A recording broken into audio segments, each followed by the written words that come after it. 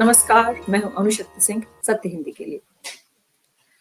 जब अमेरिका का दौरा करते हैं, ट्रंप और मोदी जी की दोस्ती के चर्चे बेहद आम हो जाते हैं। ऐसा समा बांधा जाता है कि लोगों को लगे डोनाल्ड ट्रंप के बीएफएफ यानी best friend forever Modi ji हैं और मोदी जी के बीएफएफ ट्रंप।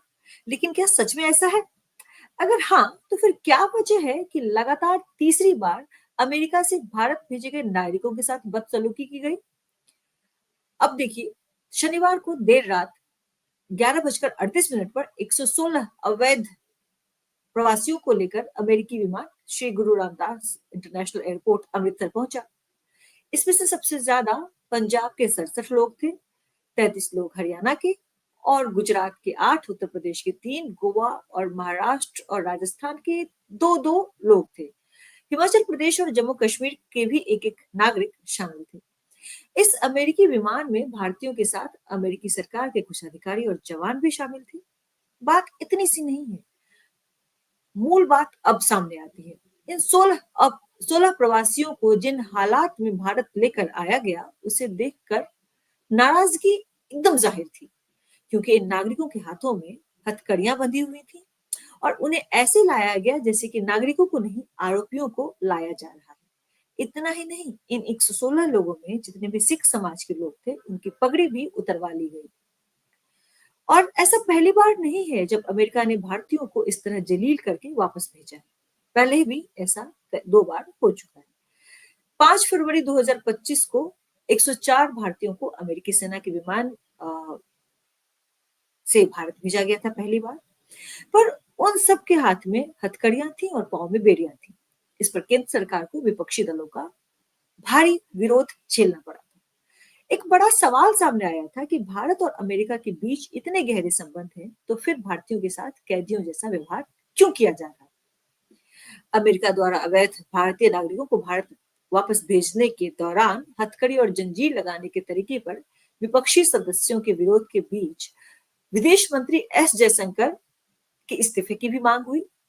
उन्होंने इस बात से का जवाब देते हुए उन्होंने 6 फरवरी को संसद को सूचित किया था कि अवैध भारतीयों का निर्वासन कोई नई बात नहीं है, अवैध प्रवासियों का निर्वासन कोई नई बात नहीं है और निर्वासितों पर प्रतिबंध लगाना एक मानक संचालन प्रक्रिया है जो अमेरिका बार-बार करता रहा है।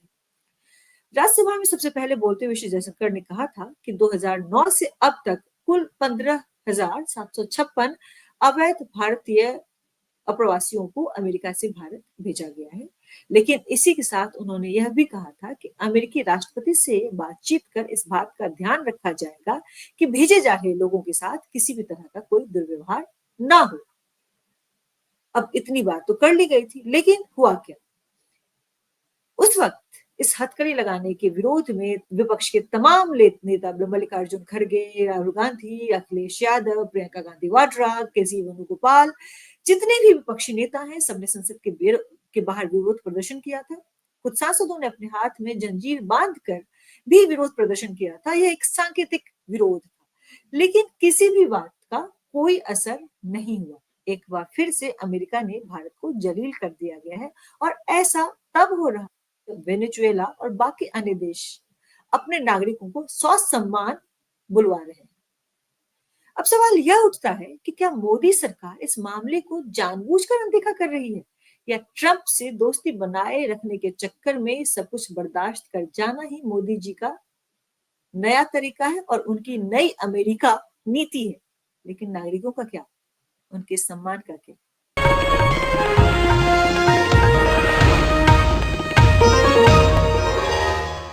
Copyright disclaimer under Section 107 of the Copyright Act 1976. Allowance is made for fair use for purposes such as criticism, comment, news reporting, scholarship, and research. Fair use is a use permitted by copyright statute that might otherwise be infringing.